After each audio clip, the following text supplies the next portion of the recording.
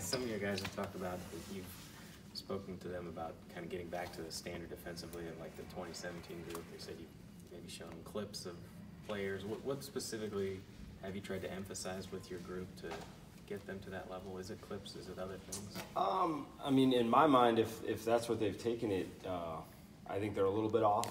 To me, you're maximizing this team. You know, I can show guys making plays in this system and what we've done in the past, but really the emphasis in all of fall camp for me is how do we maximize the guys we have, how do we make plays? You know, it was easy to put on that tape and you see guys doing their job, doing it really well, and making plays and doing more, helping each other out. So I think that's the message from that group, you know, how hard they played, how they did their jobs extremely well, and then when they had opportunities to do more, they did more. So that's really the message from a group like that, and then really getting our guys to understand who we are. You know, what is the skill sets of our team, who are our playmakers, and we're going to try to put them in position to make plays on a weekly basis. When you go against a team that has a new offensive coordinator and probably a new system, what's that process like? I mean, do you go back and look at Valdosta State film, or what do you all do?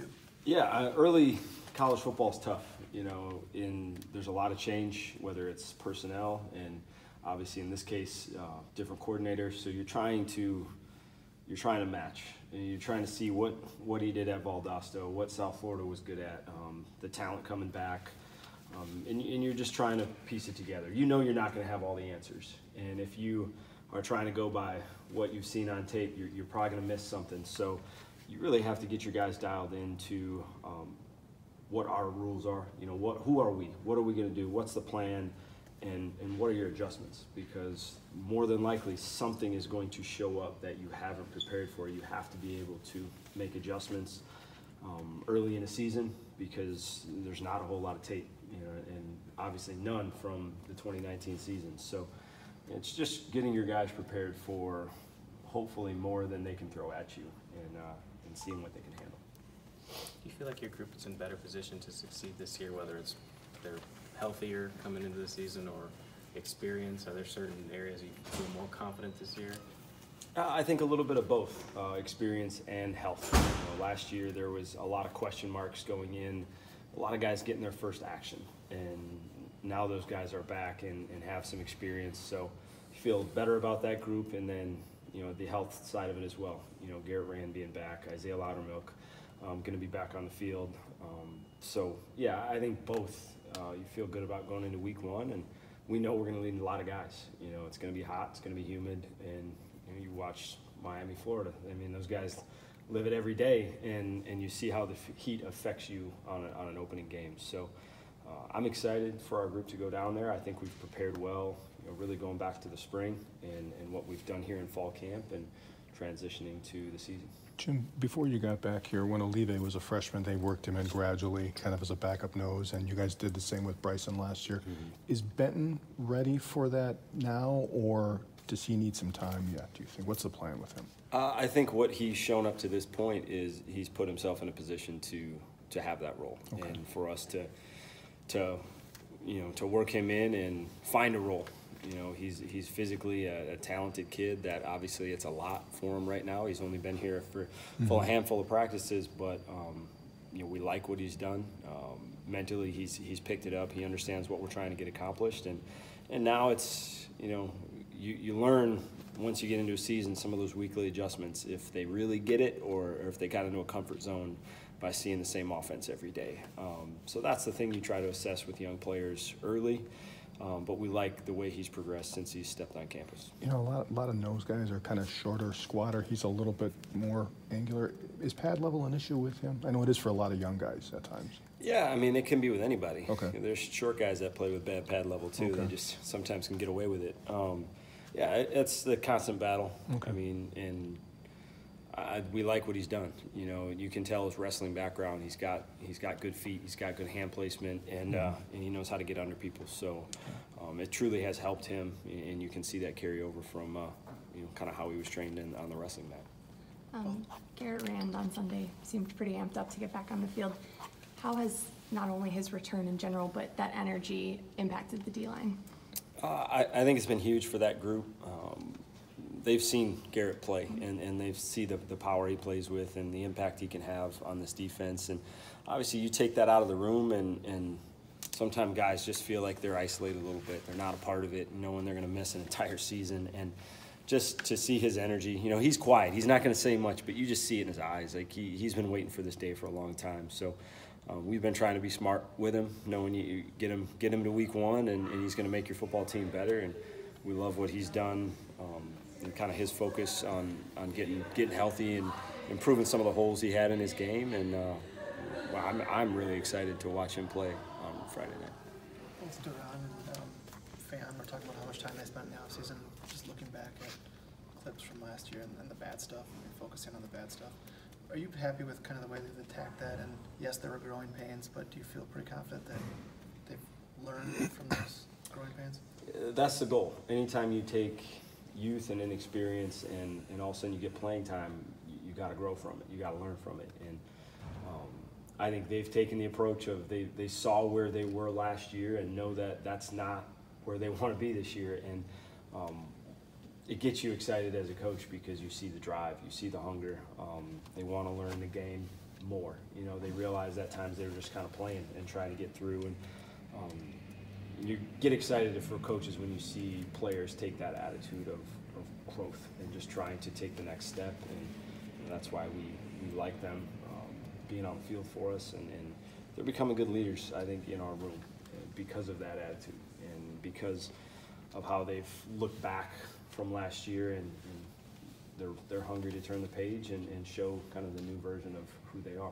Along those lines, Caesar and Rashad are guys that are in the 2D but started a lot last year, may not be in a starting role this year depending on where things shake out. Do you feel like you're going to need all these guys, and is there any conversations with them if they don't see their name immediately in the first team that we still need you like that? Yeah, I think all those guys that played last year and got reps, Caesar and Rashad had big roles for us last year. We anticipate big roles again this year. When you have everybody available, those roles will differ week to week. Last year the issue is who was available. So we try to keep those guys from getting frustrated. They have also taken the next step. They have also improved. We like where the group is at as a whole, and we think the competition of that group has really helped them elevate their games, and we're going to need them all this season. There's no question about it with the style of offenses we play, the tempo you see, and just some days guys have it, and some guys you just feel a little bit off. So you always have to prepare, and you hope that with the experience of last year and how at times you seem like they got thrown into the fire a little bit, you hope they grow from that and prepare the way that you expect them to, like their start. Jim, you've got the package with 3 safeties in camp with Nelson, Pearson, and Burrell. In order for that package to work, what must they be able to do for you in that package, whether it's run, pass, or both? Well, Reggie we see as a guy that he's got a lot of talent. Very physical, but he moves extremely well and can cover guys. So we're just playing around with a lot of different combinations of guys, whether you're having 3 corners and 2 safeties, 3 safeties, 2 corners. Madison Cone, another guy that we repped at safety. We just feel like throughout the course of the season, the flexibility that it's going to provide, we're going to be able to get the matchups that we prefer, rather than sometimes having an offense dictate to us. So just trying to provide a little bit of flexibility. We have that depth, and we have some more experience within the secondary. So that safety group especially, and the way for them to take the next step was to be able to expand their role and expand what they can do for this defense, and that was kind of their focus for the summer and winter, kind of all the way till now. With Jack Sanborn, has his chemistry with Chris Orr improved throughout the course of fall camp, and are you happy with how he's progressed to the point, to the start of the season?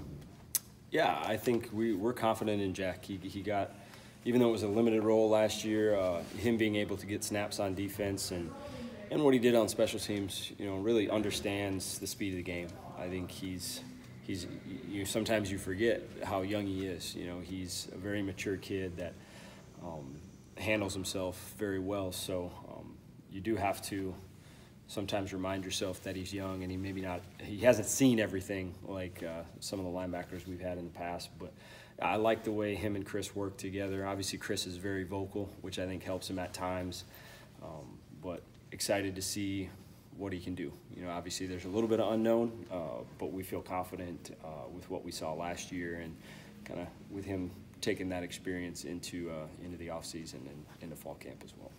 Jim, with South Florida, obviously not the great unknown is what exactly they're going to do, but when you look at them from a personnel standpoint, what stood out from last year? I think the thing that you know about them, they're going to have talented skill. They're athletic, they're competitive, they can run. Flexibility with receiver, forward going into the slot. We know they're going to find ways to get him the football. Being a former running back, tailbacks run extremely hard. Tight end is very talented. And obviously they got the trigger man. The quarterback can throw it all over the place. So we know from a skill standpoint, they're going to be able to spread the field and they're going to be able to create one-on-one matchups that you have to win. And going into week one, a big emphasis is always tackling, right? Tackling and attacking the football. You see it all over the country as the teams that play sound football, the teams that tackle well, and the teams that can create turnovers. Obviously you set yourself up very well early in the season. So, that's who we are. That's what we preach.